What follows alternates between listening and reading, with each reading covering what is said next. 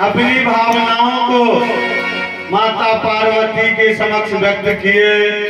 माता ने तर्क दिया कि पुरुष निषेध ओनली फॉर लेडीज, लेकिन भोला बाबा ने कहा कि तो मुझे भी लेडीज ही बना के ले चलो, साड़ी पहना दो और हम उस रास का आनंद लेंगे।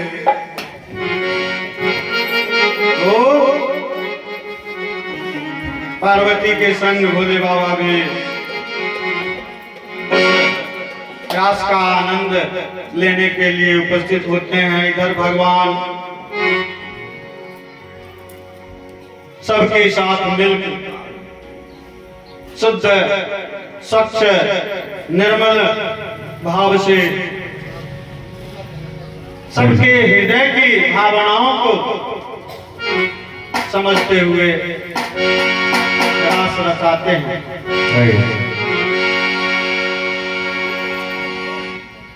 रास रचो है, रास रचो है, आजो वृंदावन में रास रचो है, रास रचो है, रास रचो है, आजो वृंदावन में रास रचो है, रास रचो है।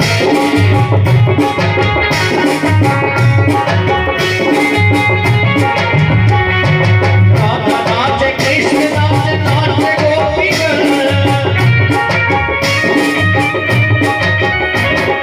राधा नाच कृष्ण नाच, नाच गोपीगण, मन मेरा बन गयो सखी पावन वृंदावन।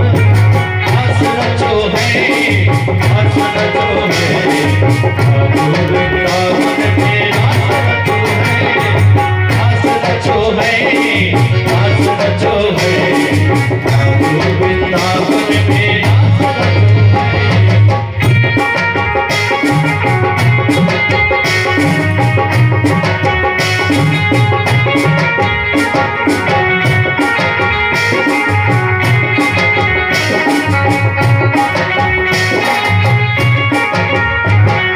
सूरज नाच चंद्र नाच, नाच करे, सूरज नाच चंद्र नाच, नाच करे, मन मेरा बन गयो सखी रे पावन वृंदावन। रास रचो है, रास रचो है, आजो वृंदावन में रास रचो है, रास रचो है, रास रचो है, आजो वृंदावन में रास रचो है।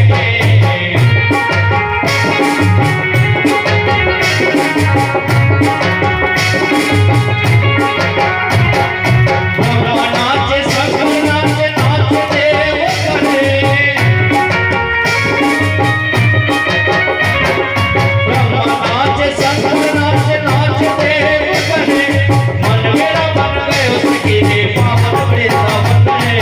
रास रचो है, रास रचो है, आजो वृंदावन में रास रचो है, रास रचो है, रास रचो है, आजो वृंदावन में रास रचो है, रास रचो है, रास रचो है, आजो वृंदावन में रास रचो है, रास रचो है,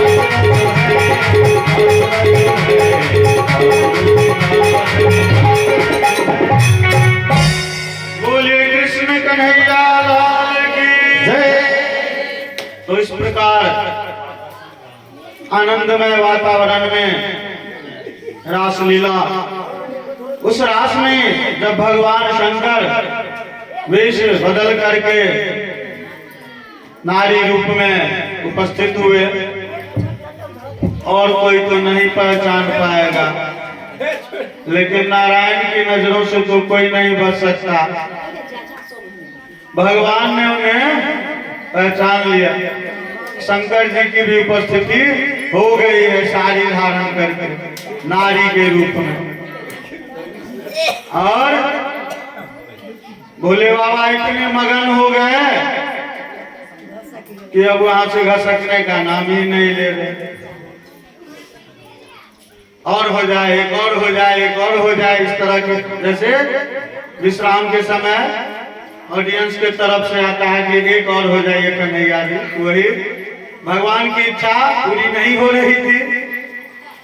तब भगवान ने क्या किया कि महादेव को, शंकर को वही स्थापित कर दिया और वृंदावन में सभी जगह वहां जो महादेव स्थापित हैं, भगवान ने वही स्थापित कर दिया। गोपेश्वर नाथ के नाम से भगवान शंकर को वहां पे स्थापित किया गया। बोलिए गोपेश्वर नाथ महादेव की।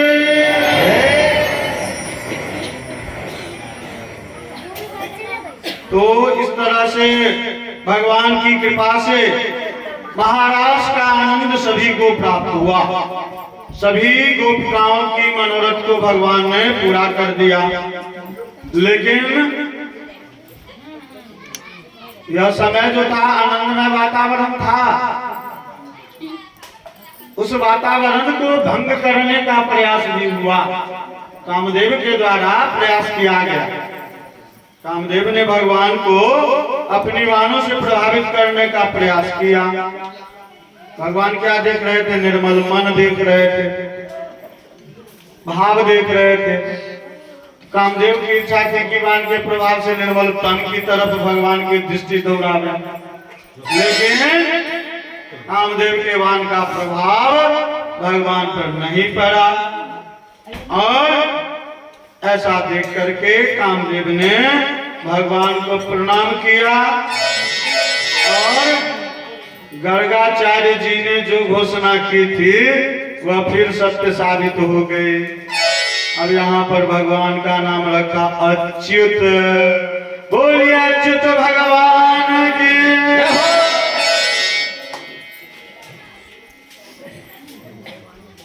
अब वहां भगवान ने महादेव को स्थापित किया और योगेश्वर नाथ रखा नाम। गोपेश्वर क्यों रखा?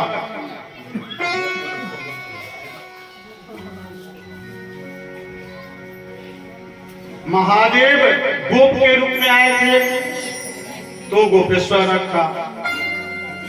अच्युत रखने के पीछे कामदेव का कि योगियों के ही ईश्वर कौन है? भगवान। भगवान शंकर से बड़ा योगी को कोई नहीं, लेकिन उनके भी ईश्वर है नारायण। तो योगियों के भी ईश्वर और कामदेव को पराजय मिली, उनकी बाणों का प्रभाव नहीं पड़ा। नाम अच्युत रख दिया और प्रभाव नहीं हुआ। योगियों के भी ईश्वर है, तुरंत भगवान को अपना पिता मान लिया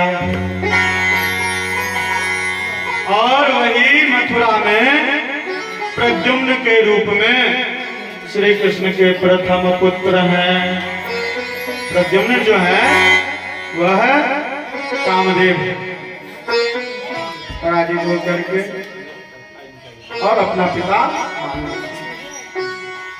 तो रासलीला में उल्लेखित है, रास पंचाध्यायी में अंत में उल्लेखित है कि जो कोई भी इसका श्रवण और वर्णन करता है उसके हृदय से काम का नष्ट हो जाता है और भगवान के प्रति प्रेम जागृत हो जाती है, प्रेम भाव जग जाता है।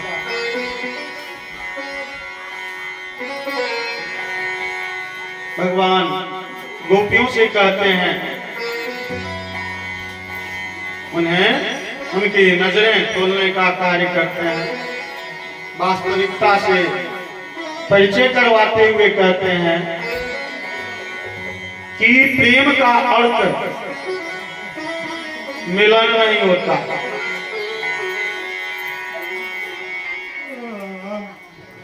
ये इच्छा नहीं रहनी चाहिए कि उससे मिलन हो, तभी जाकर के हमारे प्रेम को सफलता प्राप्त हो। भगवान कहते हैं कि प्रेम का अर्थ मिलन नहीं है, बल्कि प्रेम का वास्तविक अर्थ है विरह, और उस विरह में अपने प्राणों को उत्सर्ग कर दिया, वह वास्तविक प्रेम है। जैसा कि मीरा ने किया, हम लोग जानते हैं मीराबाई ने भगवान कृष्ण को अपना स्वामी मान लिया। विवाह हुआ था उनका, विधवा हो गए, राजघराने में विवाह हुआ था,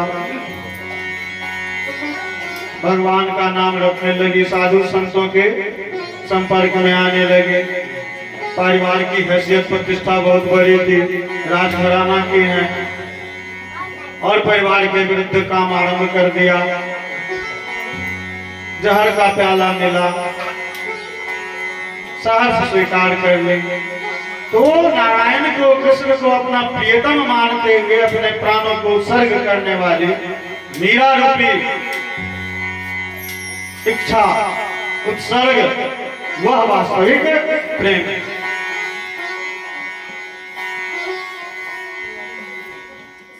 अब इस पर गोपियां कहती हैं कि हे कृष्ण, आपने जो परिभाषा दी है उसी के अनुरूप तो हम लोग भी यहाँ आए, आपकी बात को हम लोग अस्वीकार कहाँ कर रहे हैं। गोपियां कहती हैं कि हम लोग भी तो आपके प्रेम में आकर के आपने जो आपके के साथ ताना मारते हुए स्वागत किया था कि देवियों इस रूप में कैसे आ गए, तो उसका कारण तो वही है कि आप ही के प्रेम में शुद्ध बुद्ध खो करके यहाँ पहुंच गए। तो इस प्रकार न तो भगवान ने उन गोपियों के तन को देखा और गोपियों ने भी वहां तन को नहीं देखा, नारायण के मन को देखा। तो इस तरह से भक्त एवं भगवान का आत्मीय मिलन हुआ, जो रास के नाम से प्रसिद्ध है। इस कथा का श्रवण करने से मंगल ही मंगल होता है, जिसके संदर्भ में हम सभी मांगलिक कार्यों में अभिलाषा रखते हैं कि पंडित जी आए और मंगल गान करें। क्या है? मंगलम भगवान विष्णु, मंगलम गरुड़ध्वज, मंगलम पुंडरीकाक्ष, मंगलाय तनो हरे। तो इस प्रकार यह कथा गोविंद के गुणों का बखान करती है, जिसके सुनने से समस्त इच्छा की पूर्ति हो जाती है और हरि के प्रति, भगवान के प्रति भक्ति भावना जग जाती है।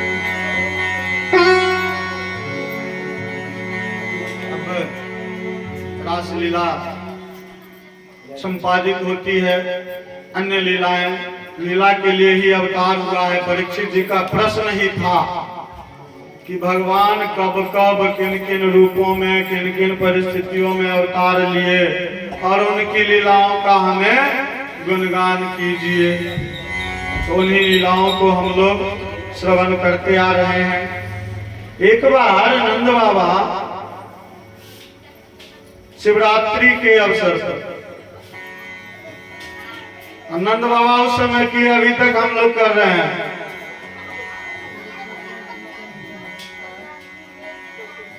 अब नंद बाबा पे स्मरण आ गया है, मेरे ही ऊपर होता है, इसलिए मैं भी अपनी भावना को जो मुझे प्रतिवर्ष किसी न किसी से सुनना पड़ता है। अब देखिए नंद बाबा लल्ला भी हो गया, फिर भी नंद बाबा शिवरात्रि के अवसर पर व्रत किए।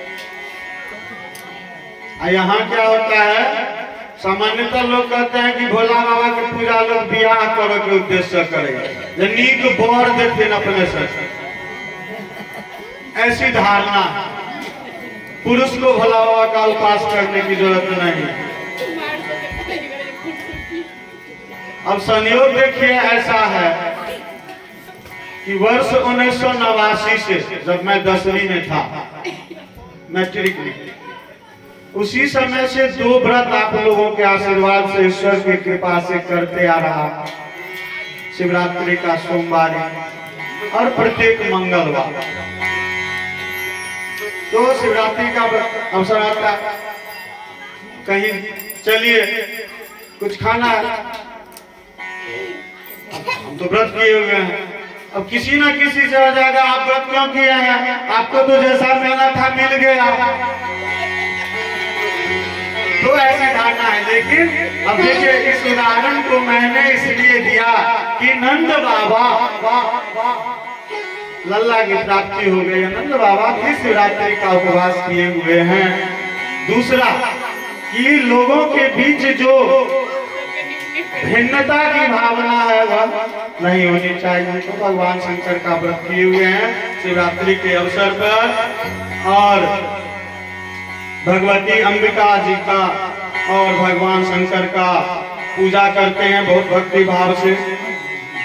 और सरस्वती नदी के तट पर, चूंकि शिवरात्रि में रात्रि जागरण का विशेष महत्व है, तो प्रातः काल थोड़ी देर के लिए आंख मूंदते हैं। अब इधर नंद बाबा आंख मूंदे, व्रत किए हुए हैं, रात्रि जागरण है। वहां पर एक विशाल अजगर रहता था, उसका अड्डा था। वह अजगर क्या किया कि देखा सुबह का समय है, आहार बिना परिश्रम का मिल गया, नंद बाबा लेटे हुए हैं। उसने क्या किया कि नंद बाबा को ग्रसित कर लिया, ग्रहण किया। लेकिन बाबा गए हैं पूजा करने के लिए, कान्हा को चैन कहाँ, बाबा व्रत में है। कान्हा आ रहे हैं, देखे कि किसी ने बाबा को खींच लिया है, वो तो कान्हा का रूप है भगवान। तुरंत भगवान क्या किए, अपने चरणों से उस अजगर को भस्म कर दिया, उसका कल्याण किया। और इस तरह से नंद बाबा को उससे मुक्ति दिलाई। वह अजगर जो था ऋषियों के शाप से अजगर बना था, शाप से मुक्त करने का कार्य किया। जिस तरह से दोनों भाइयों को किया था उखल बंधन की प्रक्रिया को पूरा करके,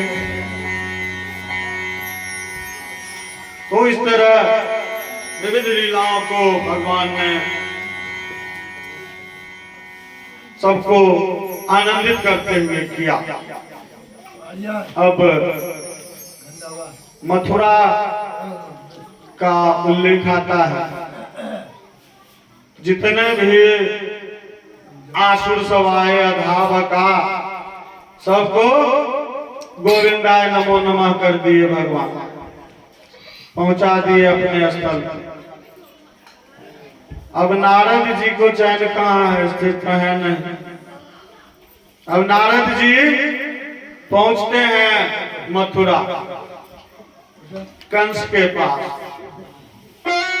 कंस बहुत सम्मान के साथ उनका सत्कार करता है नारद जी का। नारद जी कहते हैं कि तुमने जितने राक्षसों को भेजा था सबका अंत हुआ है, कि तो वापस नहीं आया। यहाँ तुम अपना शासन कार्य संभाले हुए हो, और तुम्हारा जो शत्रु है, आकाशवाणी जो हुई थी, तुम निश्चिंत हो गए। तुम्हें क्या लगता है कि उन राक्षसों ने तुम्हारे शत्रु का अंत कर दिया? अंत करके कोई वापस तो नहीं आया। तुम्हारा शत्रु जो है वहां ब्रज में तरह तरह की लीलाएं कर रहा है, तुम यहाँ चैन की नींद ले रहे हो।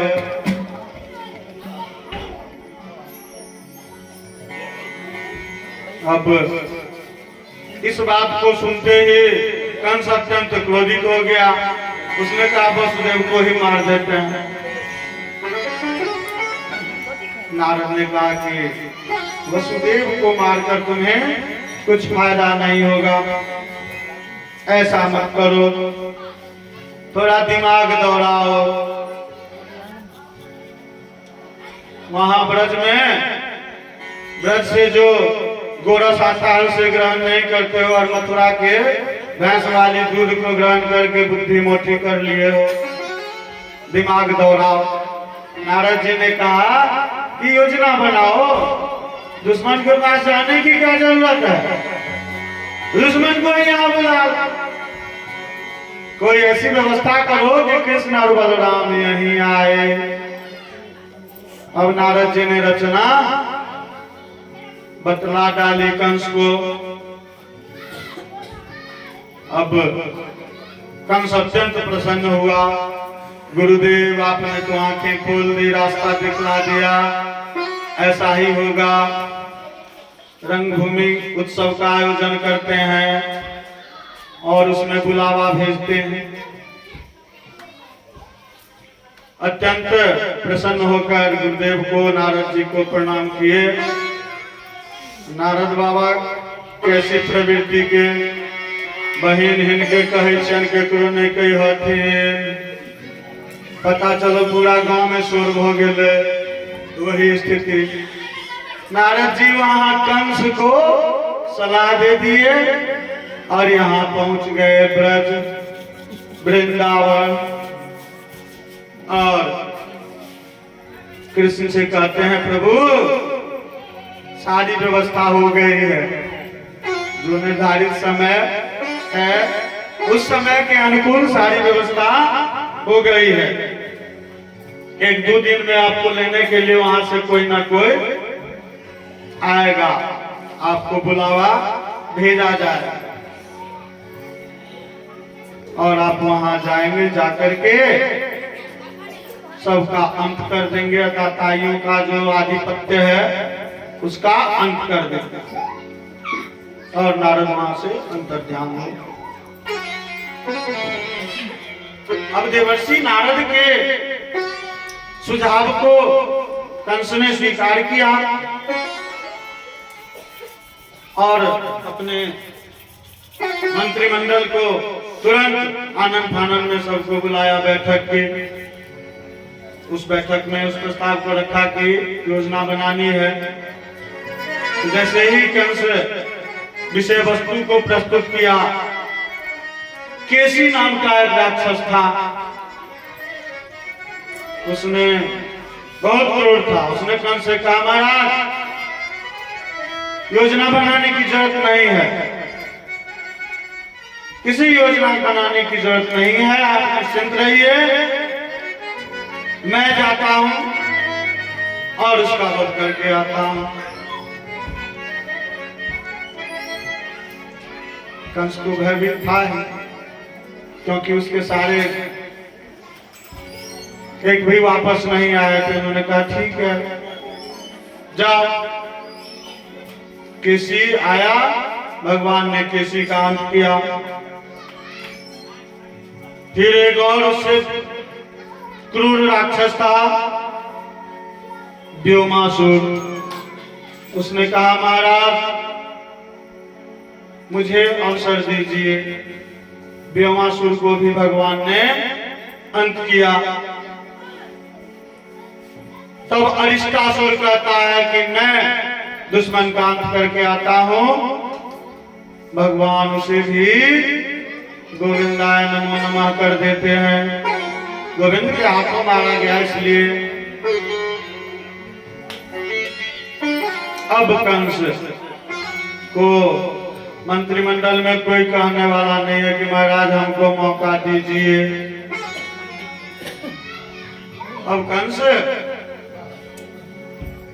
जो यदुवंश के सर्वश्रेष्ठ यदुवंशी हैं, कंस के बाद, कंस तो अपने आप को राजा बनाया गया था, सर्वश्रेष्ठ था, उसके बाद जो श्रेष्ठ यदुवंशी अक्रूर थे उनको बुलाया और अक्रूर जी को ब्रज जाने को आग्रह किया, आदेश नहीं दिया, उनसे आग्रह किया कि आप ब्रज जाइए। और वहां जाकर अपने साथ कृष्ण बलराम को मथुरा लाई।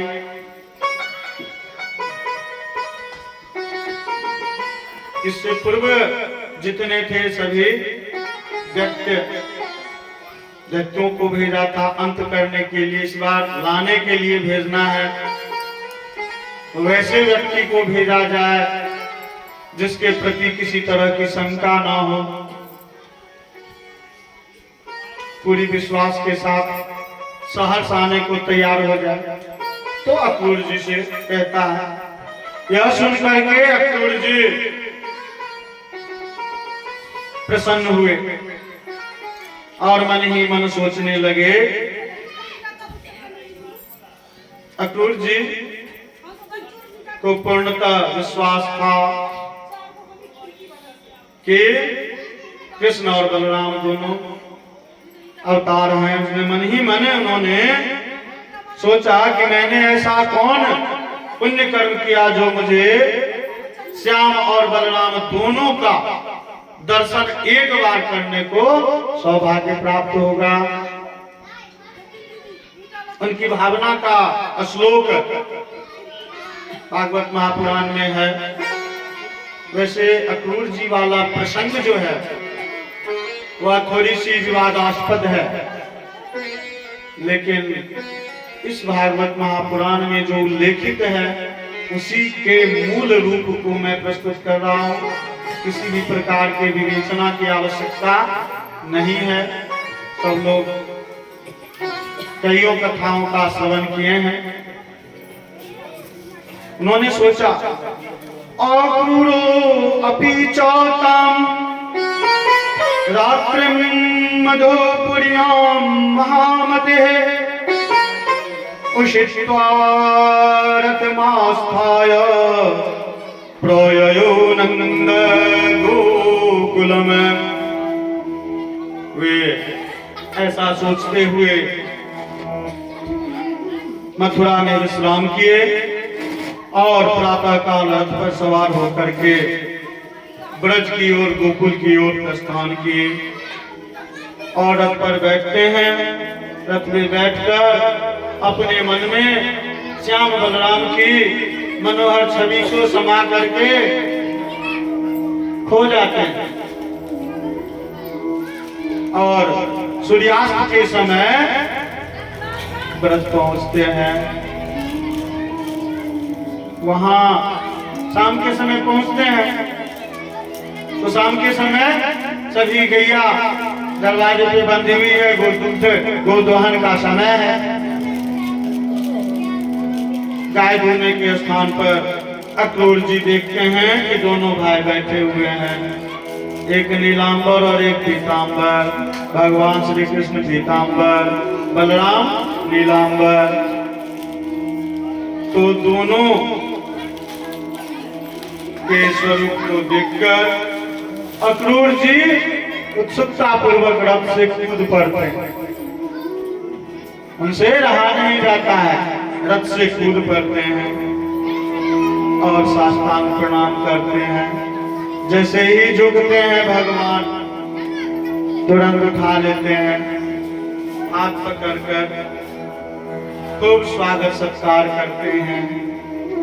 और तब कुशल क्षेम के बाद पूछते हैं, कहिए चाचा जी आपका आगमन कैसे हुआ, आप किस प्रकार उस कंस के चंगुल से मुक्त हो गए। वहां से तो किसी को न आने की छूटती, न जाने का की अनुमति थी। तो आप बताइए कि आप उसके चंगुल से मुक्त कैसे हो गए। अक्रूर जी ने कहा कि हम आप दोनों को मथुरा में जो उत्सव हो रहा है, उत्सव का जो आयोजन किया गया है, उस उत्सव में सम्मिलित होने के लिए, भाग लेने के लिए आप दोनों को लेने आए हैं।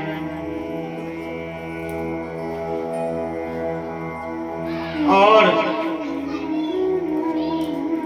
इशारों इशारों में अक्रूर जी की भावनाओं से भगवान ने सब कुछ समझ लिया। भगवान हंसने लगे और नंद बाबा को कहा, बाबा उत्सव में शामिल होने के लिए मथुरा से बुलावा लेकर के हम दोनों को चाचा जी आए हैं। अब नंद बाबा कहते हैं कि अकेले जाने नहीं देंगे, हम भी चलेंगे साथ। प्रातः काल गोप गोपियां भी, तो गोपों को तो स्वीकृति मिली। अब गोपियां जब कृष्ण के मथुरा जाने की बात को सुनती हैं, जानकारी होती है, सब सोचने लगती हैं, सोच में पड़ जाती हैं कृष्ण के बिना कैसे रह पाएंगे। प्रतिदिन जिसकी छवि को देखकर इस शरीर को, इस मन को, इस प्राण को टिका करके रख पाते हूं, वह कैसे संभव होगा? कृष्ण के बिना कैसे रह पाएंगे? आपस में बातचीत करती हैं। एक गोपी कहती हैं, चिंता तो मुझे भी हो रही है, लेकिन क्या करूं? जो ऊपर वाले, जो विधाता चाहेंगे वही होगा। हम आप ही बोल देते हैं जैसे भगवान की मर्जी। तो इस तरह से आपस में बातचीत कर रही हैं और उसे व्यक्त कैसे किया गया है? गोपियों के द्वारा। अहो विद्यास तवनो कचित गया संयोज्य नेत्र्या प्रणयेन देहिनः तांश्चाकृतार्थान् व्योनं च पार्थकम्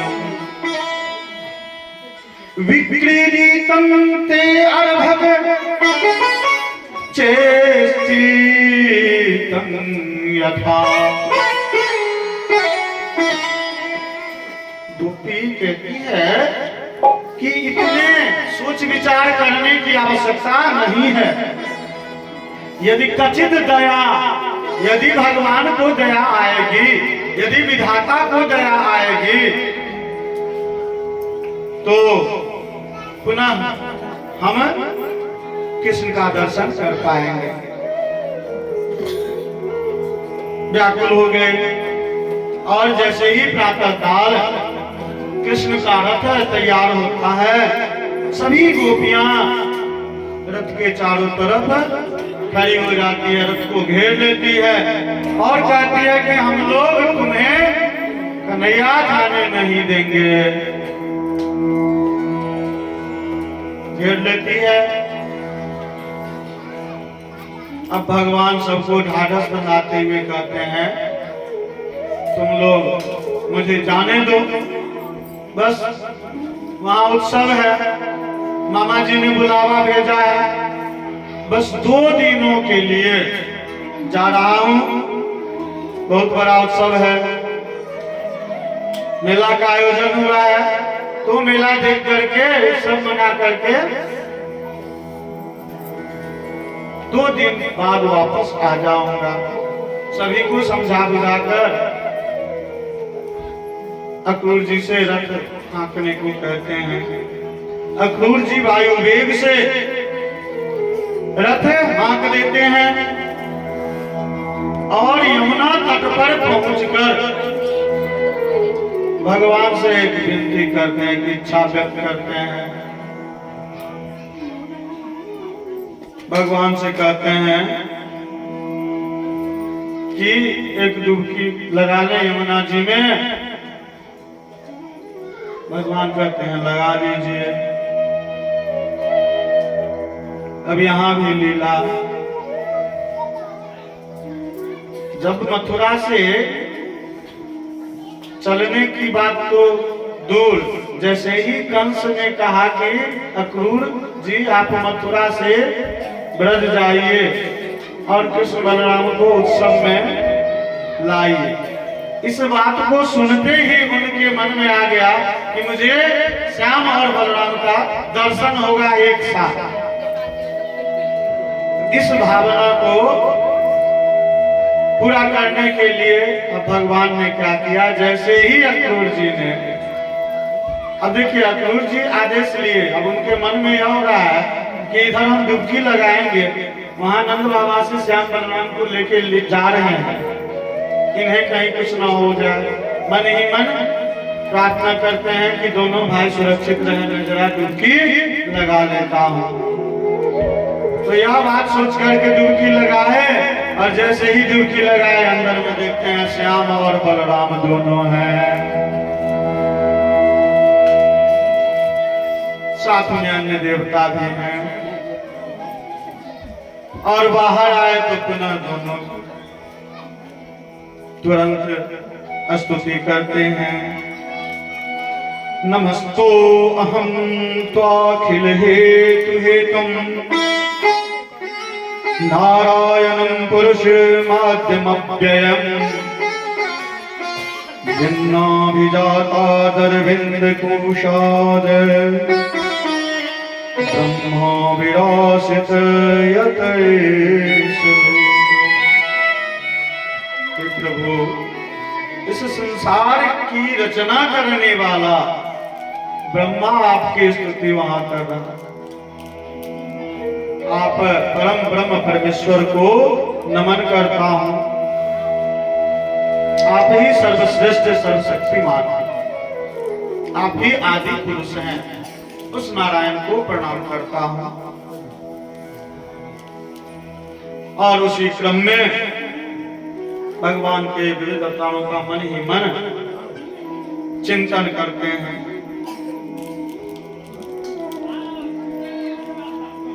पुनः भगवान के इस स्वरूप का बाल रूप में, कृष्ण रूप में अवतरित हुए, उसकी स्तुति करते हैं। गिरा गद्यास्तौपीत सत्वमालंबशात्वतः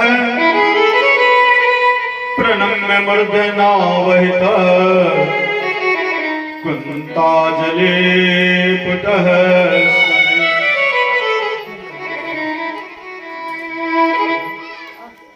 कुंती के दुखों को,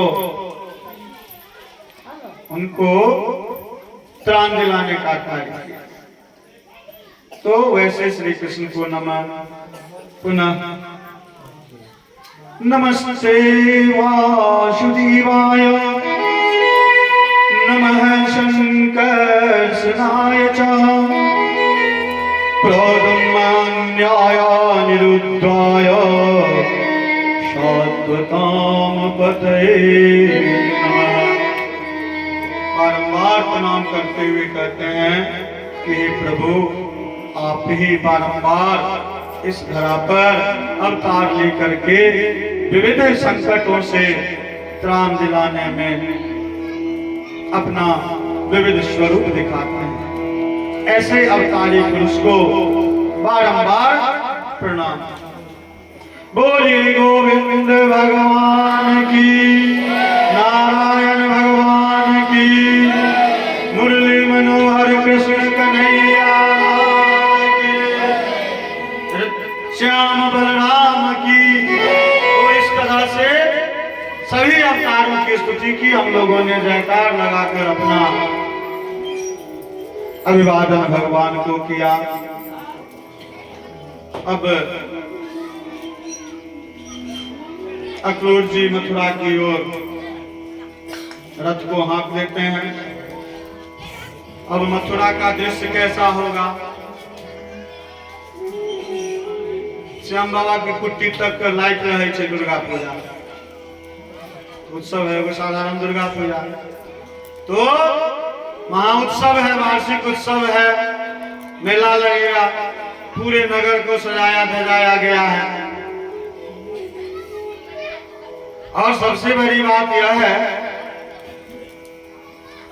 कि कंस के डर से कोई बोल तो नहीं रहा था, लेकिन समस्त प्रजा के बीच यह जानकारी तो थी कि जितने महारथी गए उन सभी महारथियों को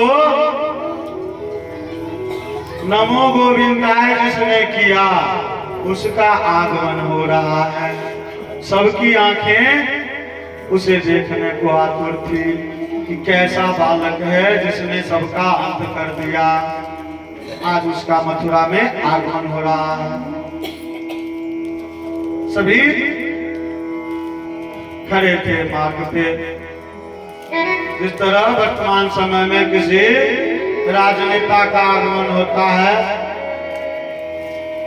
रोड बंद, पुलिस जनता देखने के लिए खड़ा, साक्षात नारायण का आगमन हो रहा है।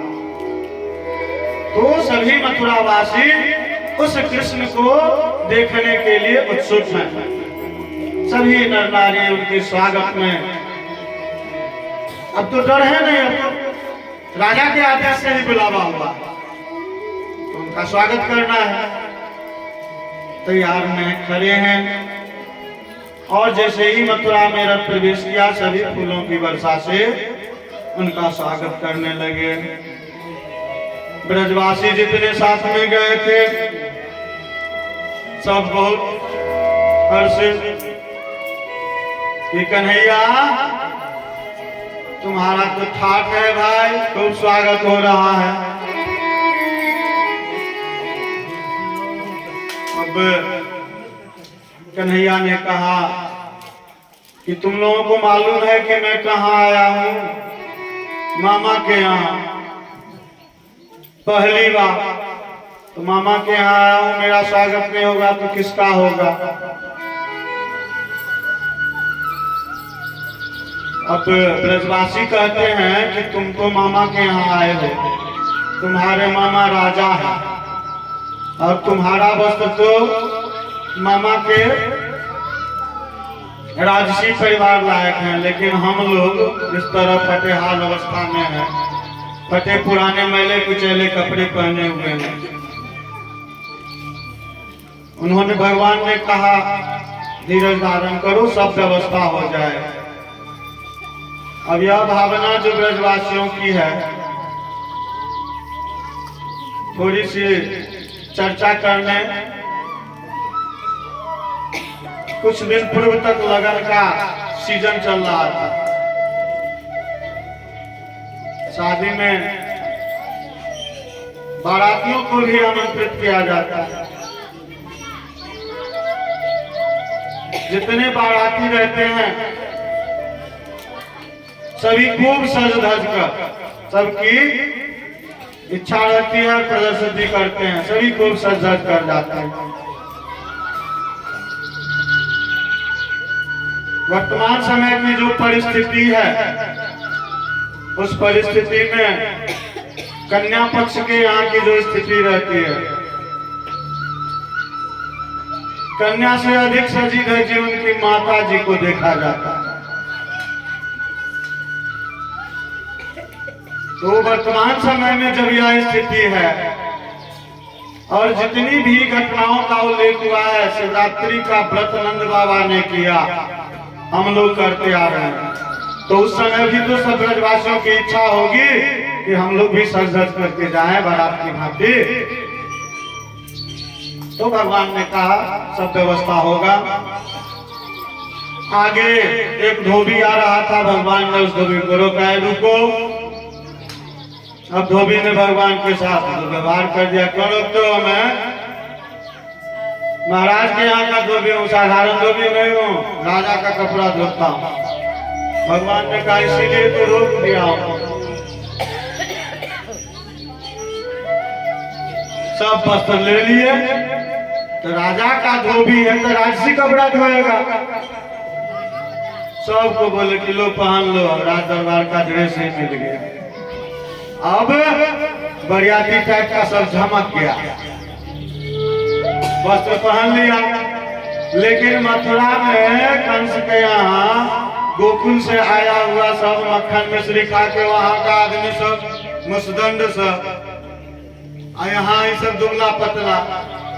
अब वो पहन लिया, कोई डूब गया उसमें, किसी की बांह गायब हो गई, किसी का सिर ढक गया। तो कन्हैया ये क्या हुआ? अच्छा इसकी भी व्यवस्था हो। अब रास्ते में एक दर्जी सबको ठीक किया वस्त्र को।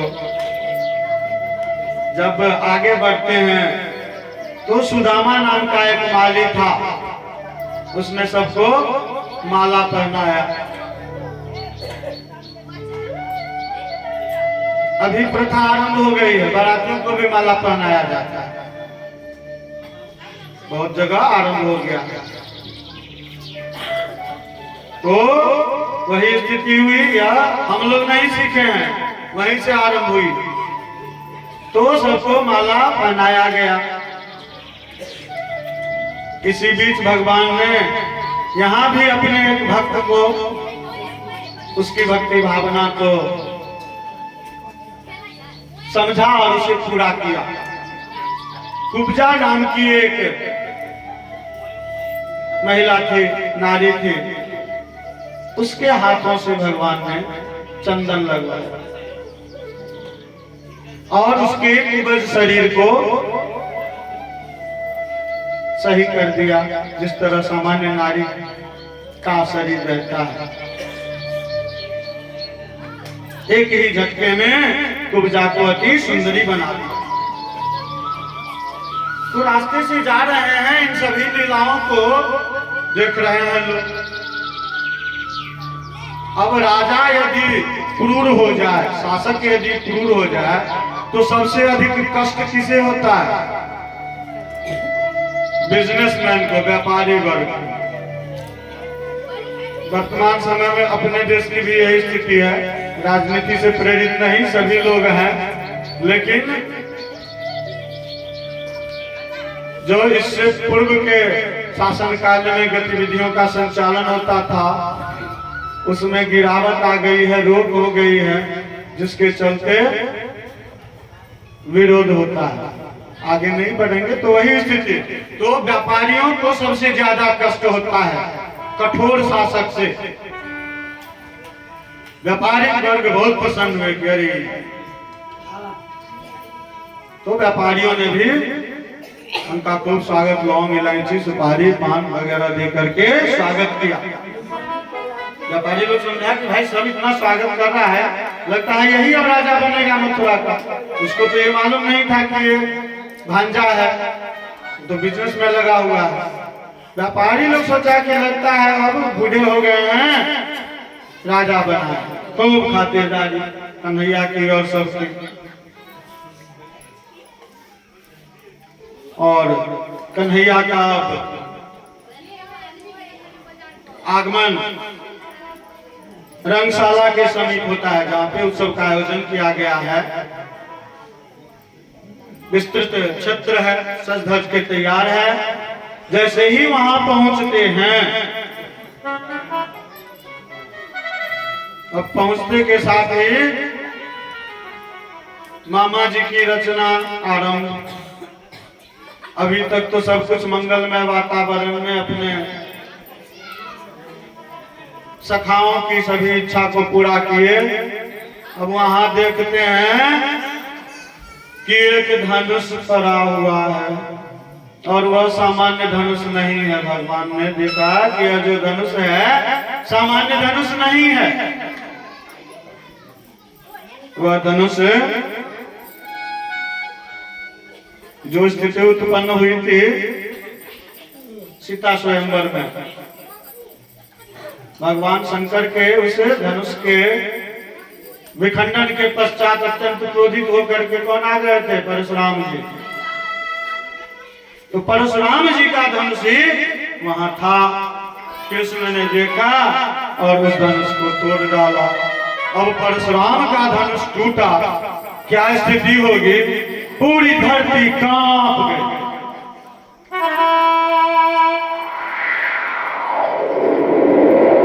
जिस तरह भूकंप की अनुभूति होती है, मथुरा की स्थिति हो गई, पूरी धरती हिल गई और इतना भयावह रूप हुआ कि कंस भी डर गया। उस कंपन से कंस भी डर गया। उस धनुष का जितना रक्षक था, रक्षा करने वाला था, सभी दौड़ा। भगवान सबको एक एक करके सबका अंत कर दिए। यह दृश्य जो था, प्रवेश नहीं किया रंगशाला में, रंगशाला के बाहर ही वह धनुष रखा हुआ था। बाहर है, समस्त जनता देख रही है, कोई छत पे है, कोई पेड़ पे खड़ा है, तो समस्त जनता इस आनंदपूर्ण दृश्य को कन्हैया के द्वारा, एक छोटे से बालक के द्वारा किए जाने वाले कुशलता को देख रहा है। आनंद पूर्वक उस दृश्य को देखा। अब वह धनुष परशुराम ने कंस को दिया था और कहा था कि जिस दिन यह धनुष जो है तुम्हारी रक्षा कवच है। जिस दिन यह धनुष, जिस तरह हम लोग कहानी की किताब में पढ़ते हैं कि एक तोता दिया, पिंजरा में रख दिया, बोला इसी में तुम्हारा प्राण है, पिंजरे के तोते में। वही बात परशुराम जी ने कहा कि इस धनुष की रक्षा करते रहना, जब तक यह धनुष है तब तक तुम्हारा प्राण सुरक्षित। धनुष टूटा, तुम्हारा प्राण अंत हो जाएगा, तुम्हारे प्राण मृत्यु हो जाएगा। अब कंस को अत्यधिक भय हुआ कि अब हमारी मृत्यु निश्चित। अब परशुराम की बात सत्य साबित हो गई।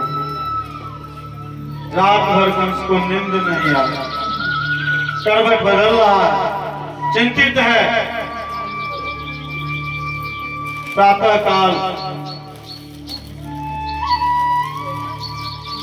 होता क्या है कि जिसका जैसा स्वभाव रहता है वह अपने स्वभाव को छोड़ नहीं सकता।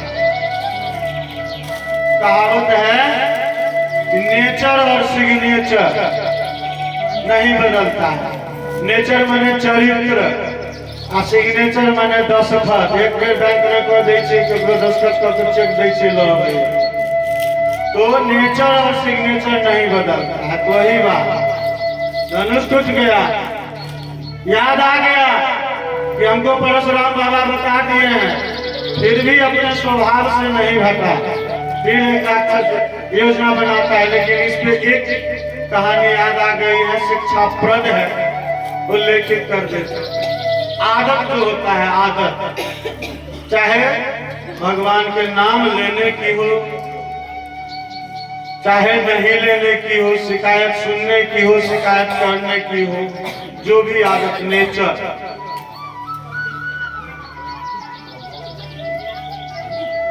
शादी के सीजन पर ही है, अभी तुरंत बीता है। एक जमींदार के यहाँ, जमींदारी प्रथा के समय का है कहानी। एक सेवक रहता था, काम करता था, और वह सेवक जिस समाज से जुड़ा हुआ था, उस समाज में चूहे खाने की प्रथा थी। चूंकि सभी तरह के लोग हैं, लेकिन वह उस परिवार का, उस जमींदार के यहाँ का सबसे खास सेवक था। अब जमींदार के बच्चे की शादी होनी है, शादी ठीक हुआ, विवाह ठीक हुआ, खासम खास सेवक है और कोई नहीं जाएगा, लेकिन वह तो जाएगा, उसे तो जमींदार ले जाएंगे, मालिक।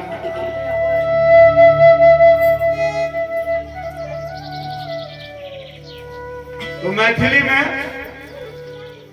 तो जमींदार के बेटा के जखन विवाह ठीक भेल, बहुत प्रसन्न हो गए।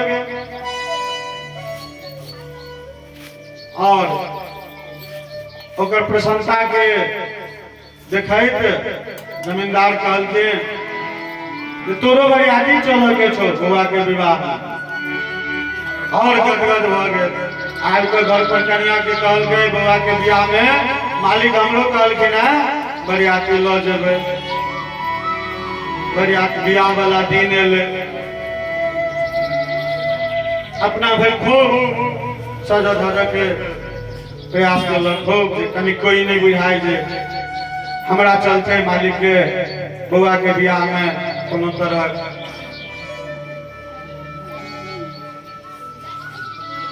बिराती में गेल, बियाह में गेल। रंग बिरंग के पकवान सब अपन मिथिला क्षेत्र में जन होइया व्यंजन सब भेटल, खूब खेलक, खूब सत्कार देखलक।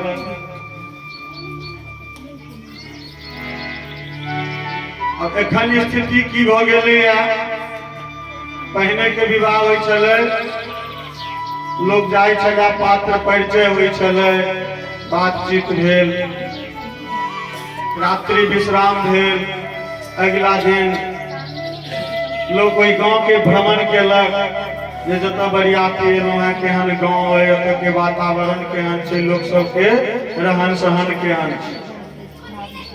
आब वो सब चलि गेल कोठी कन्हा पर, सब खत्म। आब के बियाह भ गेल है हमरा नजर में कुकुरवा वाला, एक संजू खाओ आ पेट मलैत, क्या काल में तो ध्यान रहे नहीं छे, खाओ आ पेट मलैत गाड़ी पर बैसू, अब हर रास्ता गड़गुड़ करैत घर पहुंचू। राधे राधे। तो ये स्थिति भेलै, एक संजू सिस्टम में है, वो जे छै से बरियाती वापस चलि एलै। आब मुसरवा जे है से 2 बजे रात में खटखटेलक, सिक्कर है गे खोल खोल खोल, ओ फुरफुरा कर है खोले छै ना के लार में अच्छा लगे जल्दी खोल। पत्नी केवाड़ी खोलल के, ओ बड़ा उत्सुकता से है केहन रहलै बउआ के बियाह में, ठीक रहलो ना? ओ आ टटल के उल्टे के चुप रह। पहले ही कह जे आई मूसा उसा पकड़ले छले आ बनेले है चोखा मूसा के। अब वो कहल के है मालिक के बेटा के बियाह में गेल छल, खाए ला नहीं भेटलो, कहल के जगह खाए ला तो खूब मिल की कहे छै, गेलियो जाइते के साथ उ पहले तो मिलल कच्चा फल सब, फिर काजू उजू सब मिलल, फिर बहुते मिठाई सब, ओइमे नमकीन रहौ किदुन सब, चिन्हबो नहीं केलियो बहुत चीज के। फिर खाए काल में तब देख रहो जे बहुत चीज में हाथों नहीं लगेलिए। आ ओकर बाद बापरो मालिक सब खाए छथिन, हम तो 5-7 गो रसगुल्ला खेलियो, मालिक सब तो खूब खेलखन। फिर रंग बिरंग के मिठाई एलो, एक एक टा खेलियो, तो ते मिठाई खा लेलिया जे मन पच पच करे, जल्दी से मसाला कनी हम आगू बढ़ गेलो, कनी हंस ले, तब मिठाई बहुत खेलौ। तो जहन ने वृत्तांत सुनलकै तो ओकर कन्या कहे छै कि जब अते खेला तो मूसा खाया पेट में अगराही लागल ह, तही पर वो जवाब दिलकै कि मिठाई खाइ के मन पच पच करे। अब कहानी से किस्सा से ई शिक्षा भेटल कि ओकरा आदत रहे कथी खाए के प्रतिदिन मूसा, तो तैं लगलो ओतेक मिठाई रंग बिरंग के खेलकै, ओकरा ध्यान चल गए वही पर।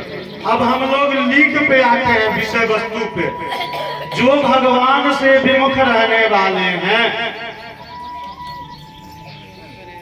वे कभी भगवान की लीलाओं के गुणगान को स्वीकार नहीं करेंगे। स्वीकार कर भी लिए जबरदस्ती, लाजे लिहाजे, चल का निकाल बैस जाए तो बस वहीं तक, उसके बाद वही मूसा वाली स्थिति उत्पन्न हो जाती है।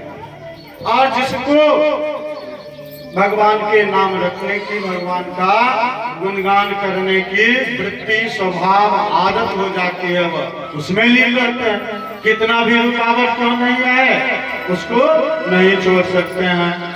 तो हम लोगों को भी इस नाम के रथ को नहीं छोड़ना चाहिए।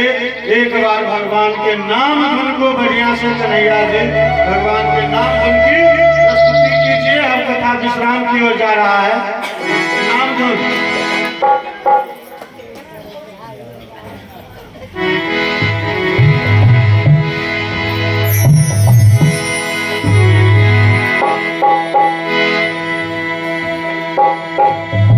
हरे कृष्णा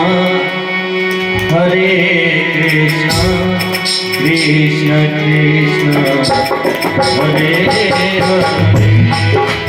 हरे राम राम राम हरे हरे।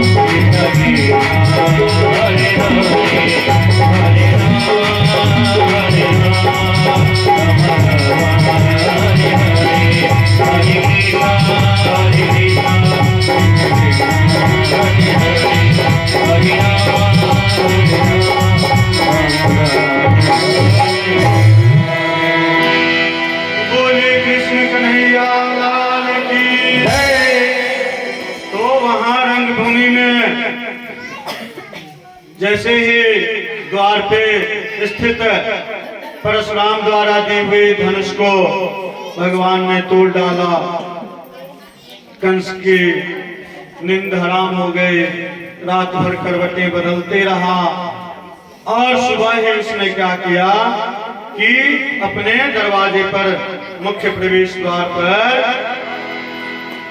कुलियापीर नाम का एक हाथी था।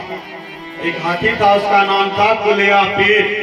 उस कुलियापीर नामक हाथी को खड़ा कर दिया। एक तो हाथी का शरीर विशाल, उसमें भी जो सबसे विशालतम हाथी उसके यहाँ का था, उसको खड़ा कर दिया।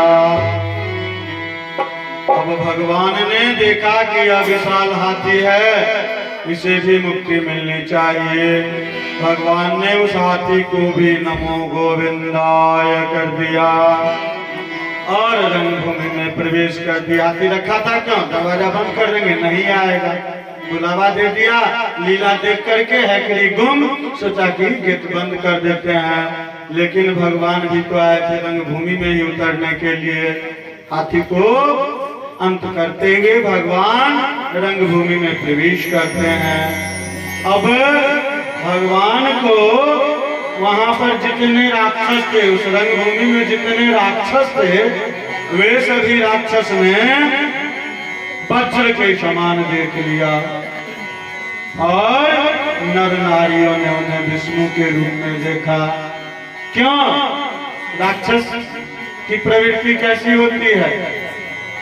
राक्षस का शरीर कैसा रहता है? विशाल का, चट्टान की भांति दैत्य।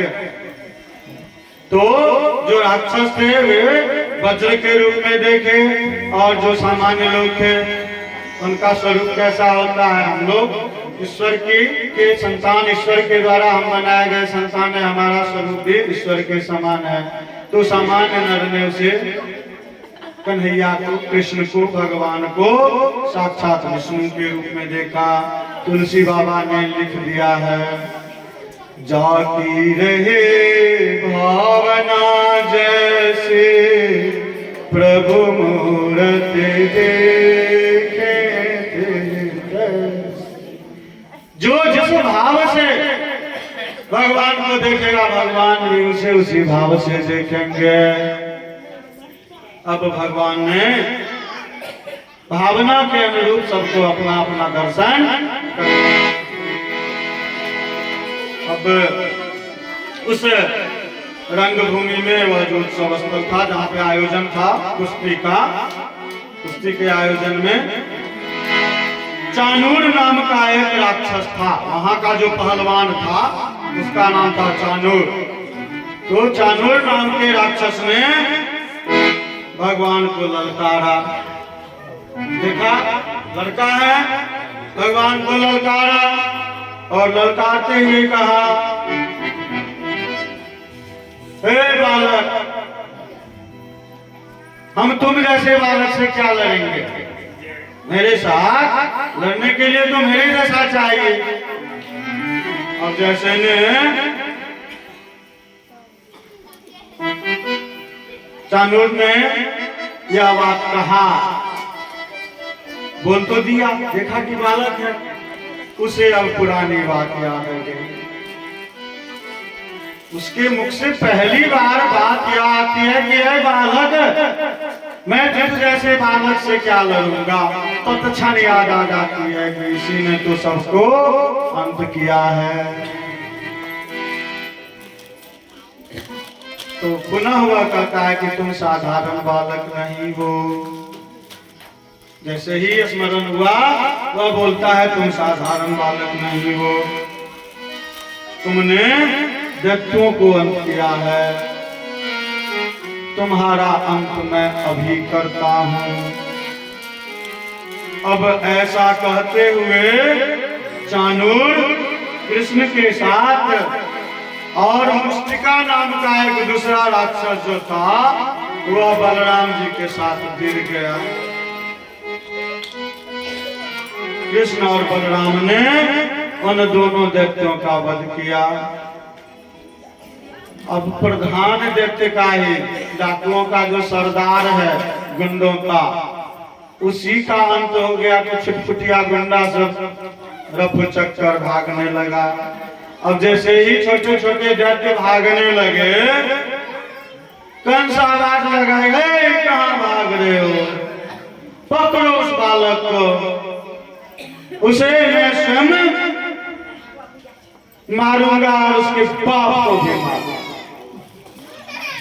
अब जैसे ही कंस ने कहा कि उसके बाप को भी मारूंगा,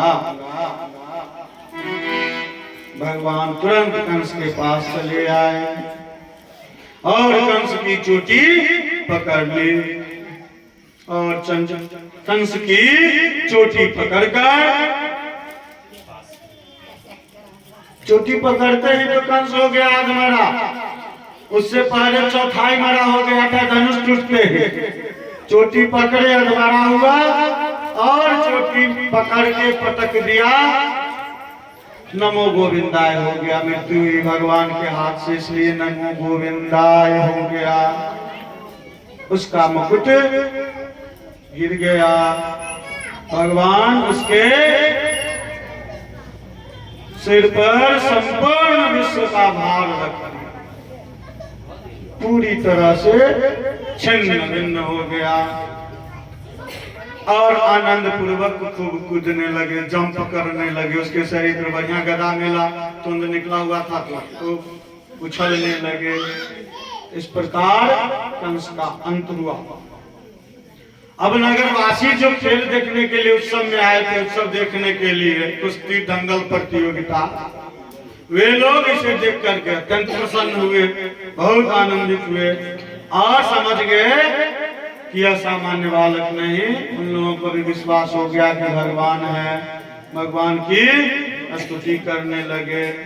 अब भगवान क्या किए, कृष्ण क्या किए, वहां से कारागार पहुंचे।